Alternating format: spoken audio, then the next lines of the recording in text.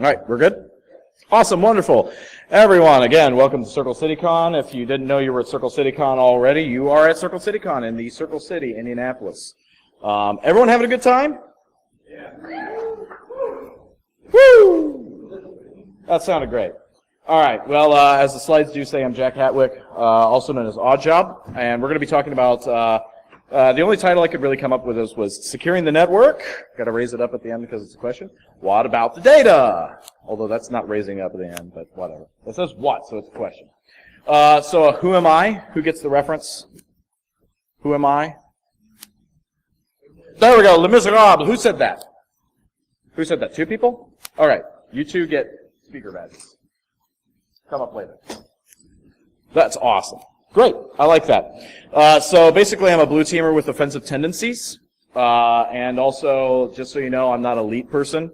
I don't sling shellcode all over the place. I don't sling Python all over the place. Can speak it a little bit when I need to. Can make out some crude scripting, but from what I hear, all the elite people are crude scripters anyway. Just get the job done, that's right. Also, I am not a noob, so I've been doing this for a while, and I like to think I know what I'm talking about, but always plenty to learn, and that's why we come to these conferences, so we can learn more, so we can discuss. And apparently they also decided to print up on the schedule, if you saw it, I am superbly sexable, which I can't believe. They did that at B-Sides Detroit, and they did it here. They printed that in their program, so that was fun to see that actually printed in there. So a little agenda. I like little things here so that you know kind of where we're getting in the presentation. You know, it's not going to be death by PowerPoint. So we're going to just discuss the goal of both InfoSec and the threat actors we're actually trying to defend against. In case anybody's wondering, this is mostly a blue teamer talk. We are on the defense side in here. And even if you're a red teamer, how many red teamers? Any red teamers? One? Two-ish? Okay. How many blue teamers? Oh, look at that. How many people want to get into blue team or red team? Okay, also yes. I would also like to get into red team at some point. So yeah, so you need to go towards purple, right? We're trying to get towards that. So we're going to discuss both the InfoSec and threat actors. We're going to discuss data. We're going to discuss non-technical considerations to securing that data, and we're going to suggest features to look for in technology to secure data. So this is not a purely technology talk. I do work for a VAR, but I'm not going to be mentioning brands here. We are going to talk about generic things and features because I'm very vendor agnostic. I don't care what your firewall's name is. I care if it actually works. But however, speaking of firewalls, when's the last time you saw this headline? Has anyone seen this headline? Long time ago, right? Really long time ago. We don't see this headline much anymore. Once in a while, after everyone's made 100 articles about something, you might finally see this headline on some of the blogs some of us read. Not all of us, but some of us may read, because we're like, how did that happen? And that might be a contributing headline or byline. But that's not a headline we normally see. Now, how many people have seen something like this recently? Okay, now more heads are nodding. Yeah, this is the headline we're seeing. And more pertinent to what we've recently seen, this was a reality a month ago. So this was a big thing. Actually, this time last month, some hospitals had to close for a day or so. Because what happens when your MRI machine gets ransomwared? No MRIs, or whatever the case. If you can't check people in appropriately, yeah, that's not going to work. You can't treat people. You can't take care of people. That's how much this infrastructure is hurting us. But really, what is ransomware attacking? What was that previous headline? What was the goal of this attack? It wasn't your network. Your firewall didn't mean anything to it. That's just an obstacle. That's just a hurdle to jump over. The real goal of any attack is not the network. It's the data. And I'm talking about all those datas. So something we got to realize is data is worth something firewalls are not. Firewalls are a cost to an organization. When your accounting team looks at your firewalls, they see an amortization schedule. That's what they see. They don't see, oh, this is an asset of ours. No, they're saying this is maybe a CapEx that's now amortizing. That's what they're seeing that as. Some risk managers on the financial side or business side may start saying, okay, we've mitigated our risk somewhat by doing that. That may be the most the business ever cares about your firewall. That's not an asset, though. It is just a resource. But data is actually worth something. Data is actually something you have that you can use that has value. How do I know? Because people keep trying to get your data, don't they? They don't try to get your firewall necessarily. Now, we know resources can be worth something, right? And I think we're especially seeing more and more of this as we get into IoT, as we get into these little things that run Linux boxes on them. You know, every single one of your cameras you see in your building or out and about, those are Linux boxes with camera lenses on them. So don't underestimate the resources you have. If it's that's just a low-powered box, ARM processor, you know, ARM processors are pretty powerful nowadays. If you looked at your cell phone lately, those things are very powerful things. And even the things that just run in these little small embedded boxes, these little Raspberry Pis or anything that you could possibly put on a circuit board for cheap, those can be very powerful. They're not needing to run GUI. They're not needing to do massive data correlation. All they need to do is send packets somewhere. All they need to do is sniff around in the network a little more. That's all they're needing to do to become a resource. But we're not here to talk about the resources. So we know resources can be worth something to our adversary. I'm talking about what is worth something to your adversary and to you. Data is an institutional asset. Got a nice slide there now talking about. There you go. Data is an institutional asset, not an IT asset. So we have to talk about this. The rest of the company does not deal with your firewall. When's the last time somebody called up and said, hey, I need to poke a hole in your firewall. This is accounting. You had that, yeah. Maybe because they thought they knew what they were talking about. Hey, your firewall needs to, like, go away because I'm trying to do my job. But they don't understand what's really going on. Fair enough.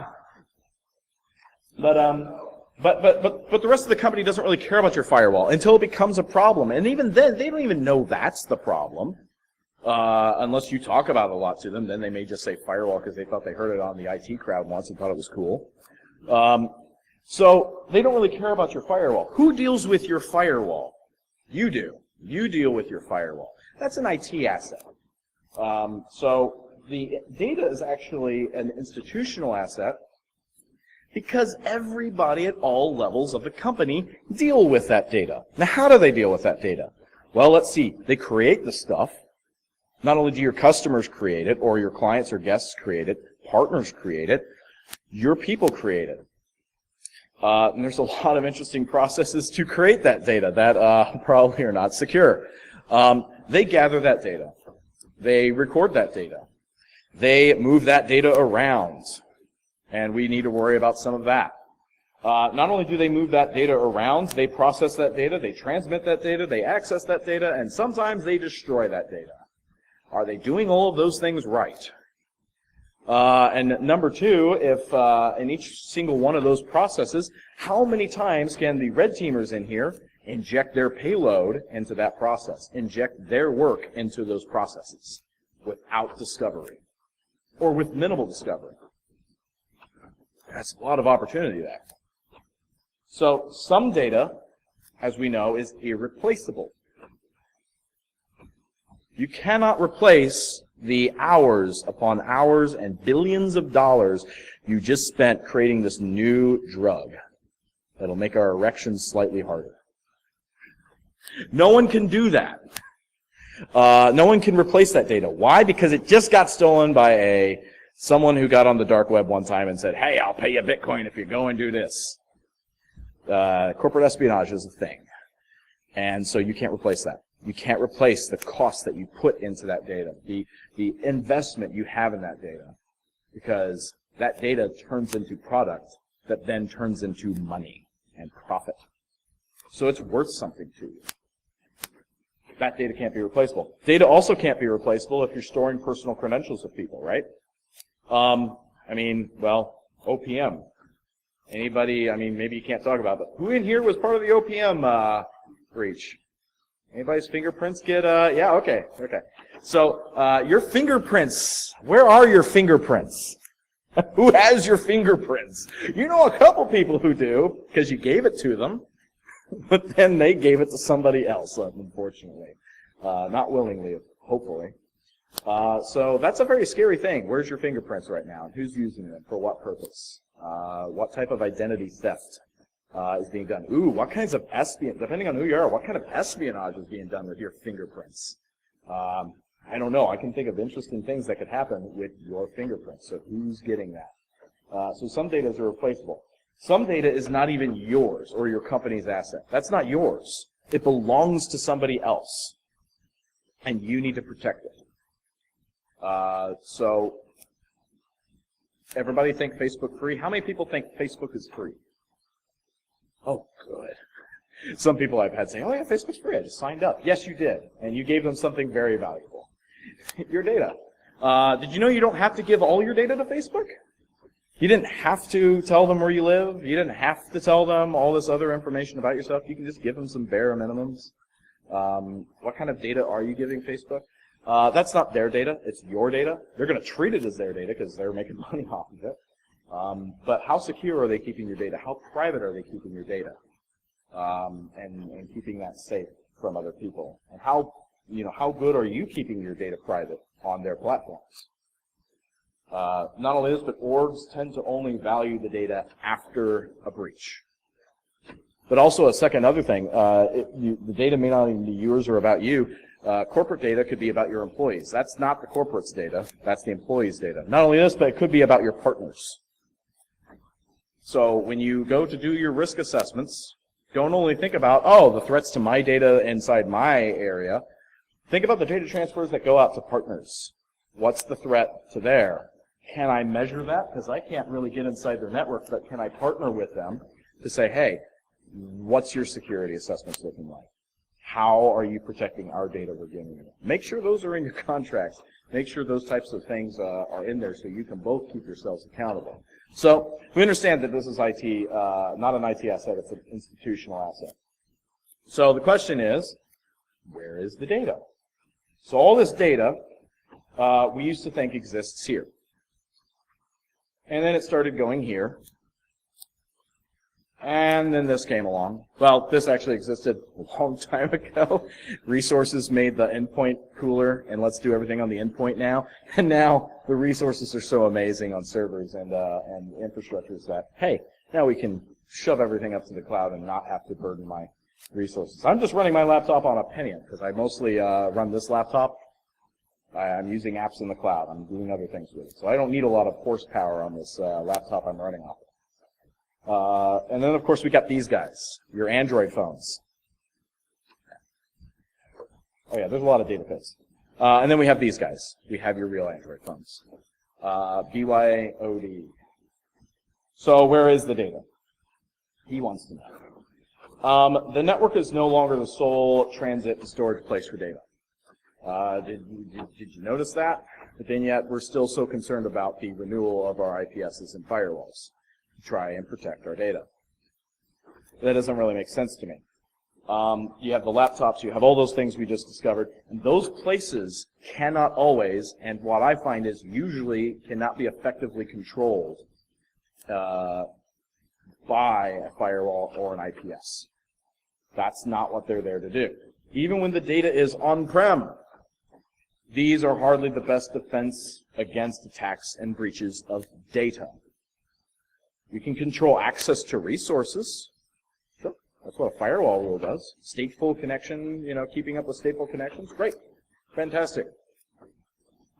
Pardon me. But do you know what users traveling along that path? If they have access to that resource and data? Can you do that? Are you even concerned about that? Have you done the proper things on your servers? Have you done the proper things that... There's a lot of questions that get raised then that the firewall can't actually take care of themselves. Malware can get through firewalls to endpoints. Why? Because we have wide open holes known as HTTP and HTTPS. Sometimes FTP. Why? But those are allowed outbounds. Because why? Browser's going to browse. That's why. They need to check their email, they need to download files, and they need to stick USBs in their laptops and computers. All of those, by the way, bypass IPS and firewalls, usually by policy, because that's just the nature of doing business. Doesn't sound like an IT thing, it sounds like a business thing we need to take care of. And again, where is the data is not an IT question.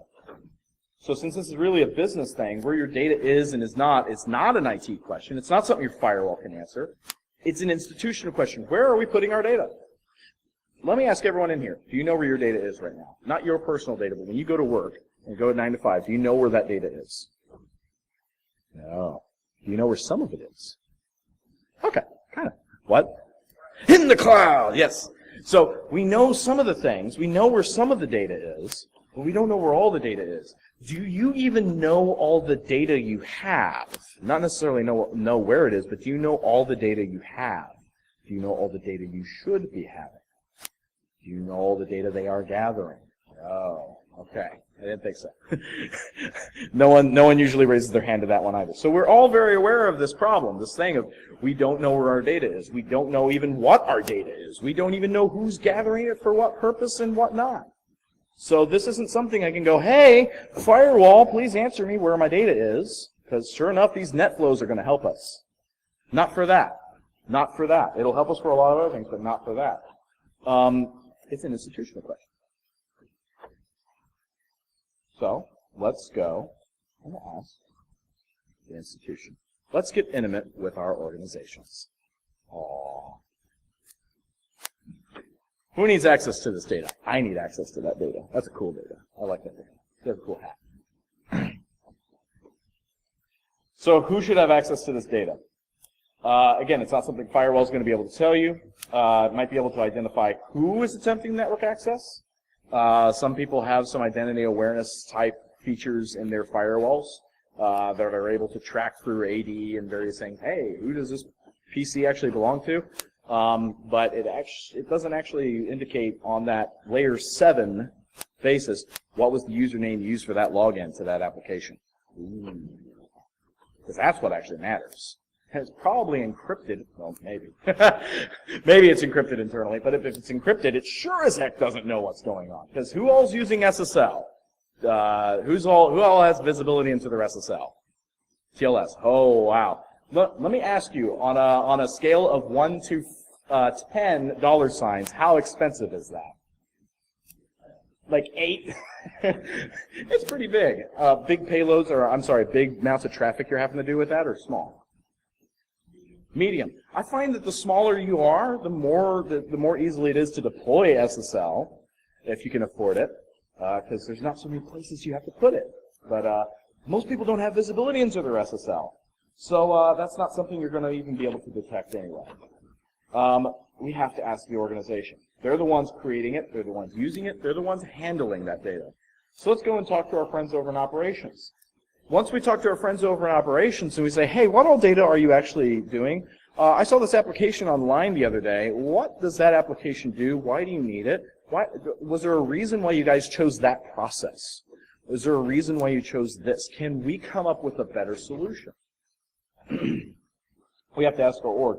Not only this, but from a technology standpoint, a lot of people are doing network DLP first. Who's doing network DLP at all? Any type of DLP? DLP. Is it network or endpoint based? Both? Oh, fantastic. But did you start off with network based? Probably. And that was the thought. Hey, let's do network first. But again, that SSL portion of it, getting actual access into that data stream, that's not going to exist on the network, the ability to do that, unless you do some type of decryption method. But at the endpoint where the data is actually packaged up neatly, where the application that's talking to is, we might be able to actually do something about that then. That might be a control we can use. But first, before we even talk about technologies, this, again, is not necessarily an IT answer for everything. This could simply be a change of business operations. First, before we start dealing with technology, let's simplify and consolidate the data that we have. Let's actually consolidate those handling methods. So if you have hundreds of different handling methods for gathering data, think about every single step of that way, from data creation or gathering to data deletion. If there's hundreds of methods for each of those steps, try to get that down by half is amazing. Because why? Now you're not have to look at all of these things and provide controls for all of these things in technology. Now you've only got this much to deal with. So the more narrow you can make that scope, it still has to be useful to your customers and users, still has to be useful and convenient for your folks on the inside to use, but you've got to change that business process. And you've got to limit those things down. And a lot of times, how many times have you gone to somebody and said, you really shouldn't do that way, you should use this app we have over here, or this system we have over here. And how many times, and how have you ever heard, oh, I didn't know about that? Anybody? Anybody? I didn't know about that? Okay, I see hand shake. All right, I see head shake. Good. I didn't know about that. I didn't know that internal resource existed. So sometimes it's simply a matter of you've got processes that are secure and working well. Just get your people to use it. And again, a firewall might not be able to tell you that. Don't make your changes about culture. Anybody know Wolf Gerlich in here? Name dropping here. No, he and I talk about this from time to time. It's he has a thing. He had a nice little talk on his blog he runs, YouTube channel he runs, and he talks about culture, and he talks about work. He says in security we've been trying to make our stuff we're trying to make people do. We're trying to make it about culture. Encrypt all the things. You know, that's great, and it's a wonderful thing, but that's more of a cultural thing. Don't click shit. Well, that's a cultural thing. I mean, it's not really technical to not click that. But let me tell you what, someone is going to click it if I'm the accounts receivable. Yes, or the accounts payable. If I'm accounts payable and I receive an invoice, or whatever that is, or saying, hey, I want to pay this bill, and it's a PDF, do you think they're going to click it? Yeah, probably. But what about if you change the business process for how we handle invoices and how we handle accounts payable, handle bills? That email now looks suspect. That's not how I do my job. That's not what work looks like. If you've ever been in county government or seen county government and how it works, it's funny what happens sometimes is the auditor goes and retires, and then his deputy auditor becomes auditor. And then the next deputy auditor becomes auditor because they run for election, right? And so it just kind of gets handed down from auditor to deputy auditor for like 5 of those generations. How many of those processes is like, oh, well, that's just the way we've always done it? Now, how many of you people have been in your organization and director after director or accountant after accountant or whatever, that was the way I was trained, that was the way I was taught, that's the way I've always done it, so that's the way it is. What if we can, again, that may be a part of culture, but it's a part of work. You know what? We have this brand new process for you. Here's what it looks like. You're still doing your job on the back end of entering in data, but you know what? You're gathering it differently now. That is not an appropriate way to gather data. That is not an appropriate way of being solicited for paying bills. It's not the way we do it. And so you encourage better practices in work, because when work looks like work, it's going to get done, because it's a part of my work. When security looks like work, hey, that's going to get done.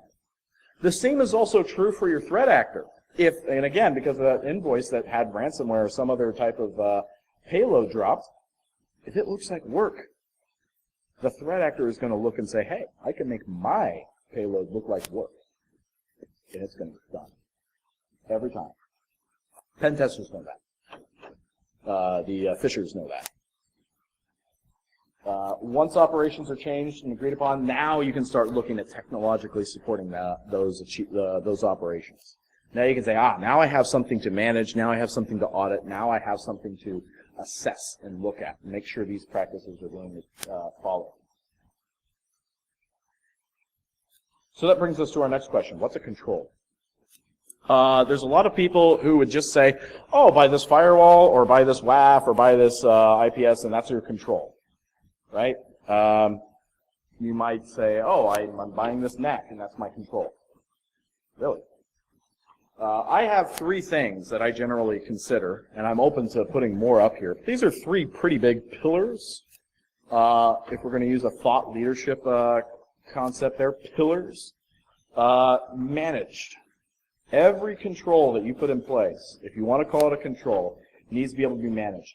You might ask this question, the tool may ask you this question, why don't you look at me? So you should be able to determine if that's even deployed and up to date. Turnkey and set it and forget it is not a control. That's definitely not a control at all. Dashboards need to be customized and looked at often. This could be something as simple as ensuring that your AV is actually installed and in scope on all of your in-scope endpoints and servers across the organization.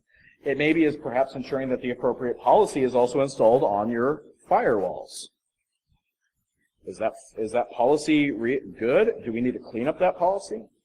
Is it being managed? Is it being touched often by your staff?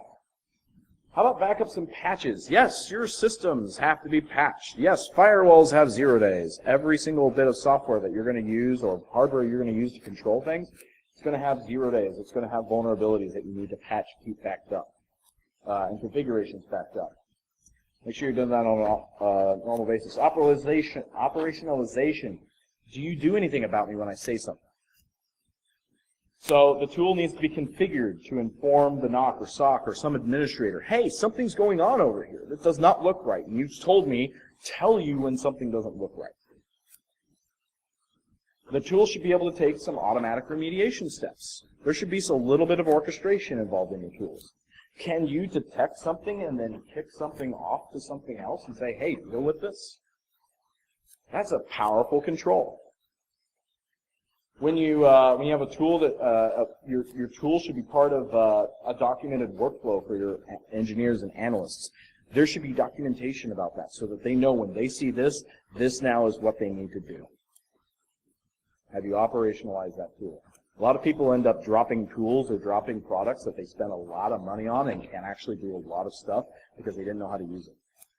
And they didn't know what to do. So get your training involved too. If you're not trained on your tool, if you're not familiar with your tool, you just thought it was turnkey, I'm going to set it and forget it, it's not a control. It needs to be able to be audited as well. So do you even care what happens to me or if I'm doing my job? What if this was an employee, right? Do you even care if I'm doing my job? Do you look at me to make sure that no one else has been in the tool? Do you manage access and audit that access, or do you just give everyone the admin account to your tool? Oh, just use root, just use admin, just use whatever. That's fine. Now, how do we know who's been doing what in my changes? Have you tested the efficacy of your technology? Have you tested that actually that technology does exactly what we want it to? And you can only know some of that by doing some threat modeling. That's again where you got to talk to someone like Wolf or someone else. Who does threat modeling more often, but you need to take a look at your threat models. You need to take a look at the actual data assets you're worried about being taken. Figure out the methods that are going to be used to get to that data, and then come up with appropriate controls. But the thing is then, does that control actually fit this model? Does that control actually do the thing I think it's supposed to do? Have you tested it? When you do pen tests, or when you do some type of assessment, do you consider those use cases? And do you say, hey, it actually did the thing we wanted to do? It didn't stop it, but we knew something was going on, and we stopped it further on down the kill chain. That's effective as well. Do you test tools to make sure they're actually doing their job? So non-network technologies. So we've talked about our network technologies that we can. We've talked about kind of some network technologies and like that, but let's talk about non-network technologies that we can use to control our data. First of all, like we said, I said, do you know what data you have? We need to have some data classification discovery. So sometimes this is part of DLP solutions. DLP is kind of a funny thing as I look at tools. DLP, for a lot of things, whenever someone says, oh, we do DLP, no, you have a button that has some DLP features along with the scope of what your tool deals with, which is nice, and that's good. It's great when your tool has a DLP feature, a part of it. It gives me more ability to control certain things. But is it actually a part of my DLP program? Is there actually, do you have something that's more geared towards DLP? So sometimes data classification is part of DLP solution. I think if you're going to do DLP at all, it needs to have data classification itself. It should allow for some type of custom identification of data types. Not just regex, because we all know that when regex, you start inducing regex into a situation, now you have 2 problems to solve instead of 1. So, and what standard of regex are they going to be using? So, got to be careful about that. Should allow classification of data at creation manually and automatically. So when your people are using their Word, or they're using something else, a word processor, some type of data gather creation method, is there a plugin, or is there a way to say, hey, I just saw that. That looks like data that is something that I care about and I want to take care of in this way. That's a high-risk data type. It's going to be classified this way, and now you're only allowed to store it over here, sir or ma'am. Is that automatic? Can you even do it manually, where someone says, oh, this data is definitely classified. I'm going to go ahead and say, yes, this data is classified. It needs to be encrypted. It needs to have all this done with the policy. At least that. They can't do automatic. But you should look for the automatic as well. It should be highly available with actionable, or highly auditable, rather, small print here. It should be highly auditable with actionable reporting. Did the person not manually select the data classification? Or did they opt out of the data classification for some BS reason? Would you ever know? Would you ever get alerted on it? Endpoint DLP. It should have cloud app recognition. So if someone's trying to get up to a Box, if someone's trying to get up to Dropbox or something else, it should be able to say, oh, I know what that stream looks like. That's Dropbox. Let's see what we're dealing with here. Nope, not allowed to put that up there. So we should be able to also have device and peripheral controls. What device did you just plug in there? Was that a PCI card? Was that a USB? What type of USB device was it? Was it storage? Is that the approved storage? Is it encrypted? Is it encrypted according to our specifications? Is it encrypted using the keys that I understand and know already? That's the type of level that we need here. And it should also have terminal services features. If you have terminal services, or if you have some remote features, you need to also include those in there.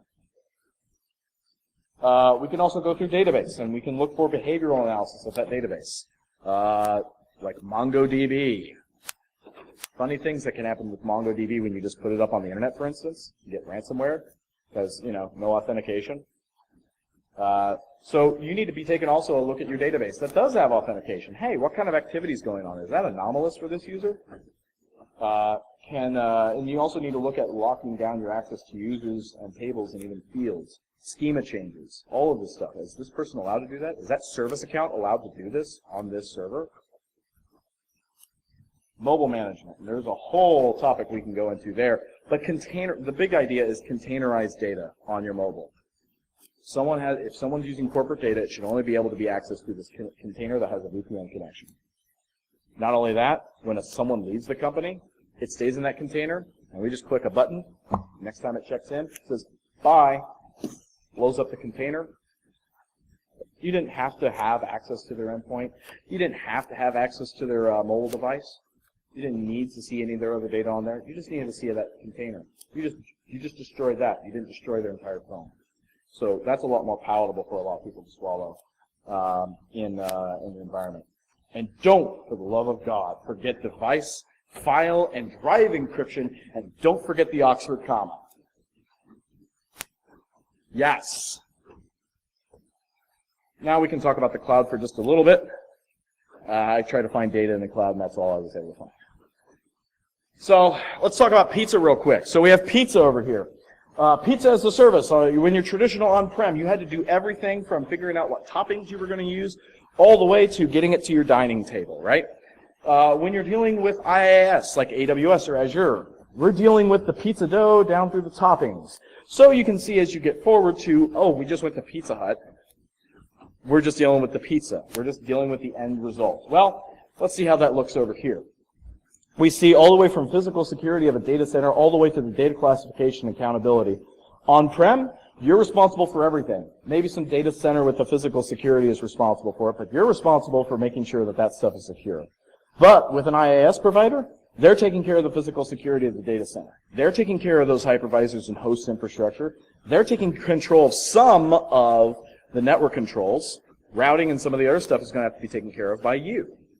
And then when we take a look at platform as a service, we see with S3, you can access the platform and figure out how this scheme is going to work. But when you go over to software as a service, you don't get to determine how that works. You just get to determine maybe what types of data gets to go up there. That's it. So you need to understand where in the cloud your stuff follows or falls, and what types of controls you can actually put on that. So in securing the cloud, I kind of have some steps here to go through. You need to be able to gain visibility into it, not only into the actions that are going up there in the cloud through API commands. So we're not doing anything yet, we're just gaining visibility. So find ways, whether it's security as a service or something else, find ways of actually gaining access into that and gaining that visibility into what's going up in your cloud, from users, from DevOps to data. Start setting up your IAM, making sure that only certain people are allowed to do this, and also with federated services with your partners. Make sure that you're controlling that. Work with your DevOps and infrastructure to securely template and deploy. Are they configuring those templates right? Are they deploying these things right when you start getting to that network? Control your access to those API calls. What are those API calls allowed to do?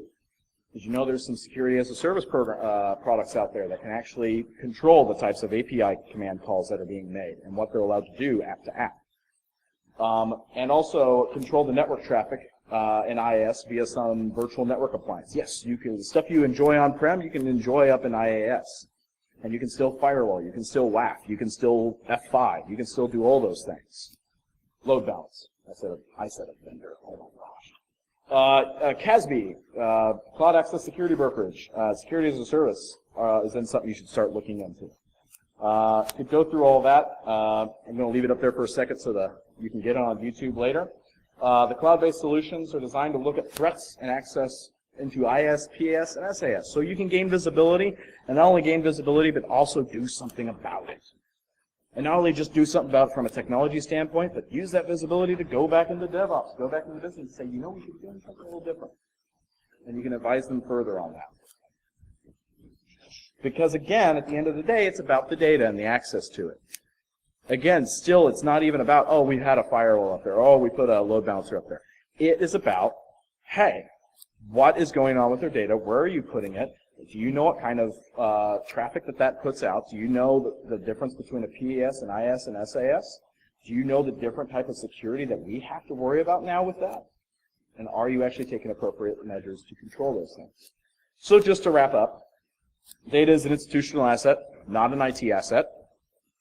Network technology is usually not in a position and doesn't have the features to secure the data. Access to the resources, sure. Ports, sure.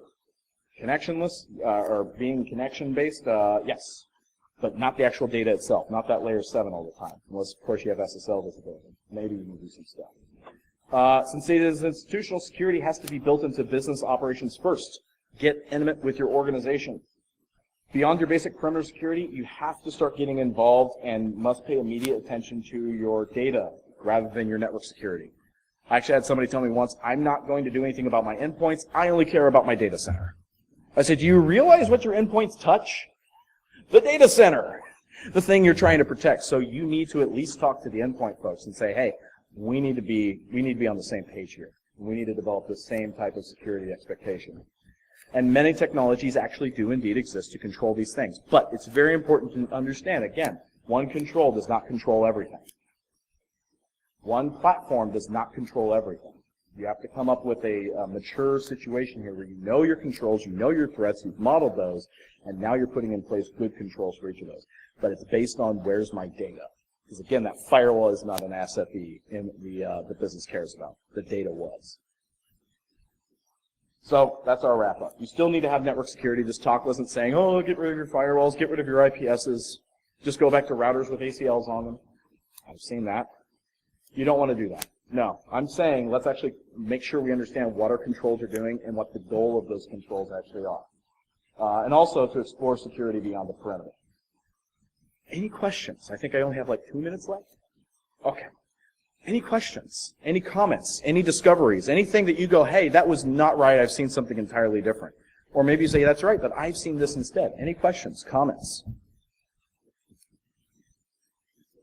No? Okay. Well, hit me up on Twitter, 0ddj0bb, Or you can also see me in the speaker lounge or walking around. I'll probably have a camp director hat on. I have a challenge for the con and everything. But thank you guys for your kind attention.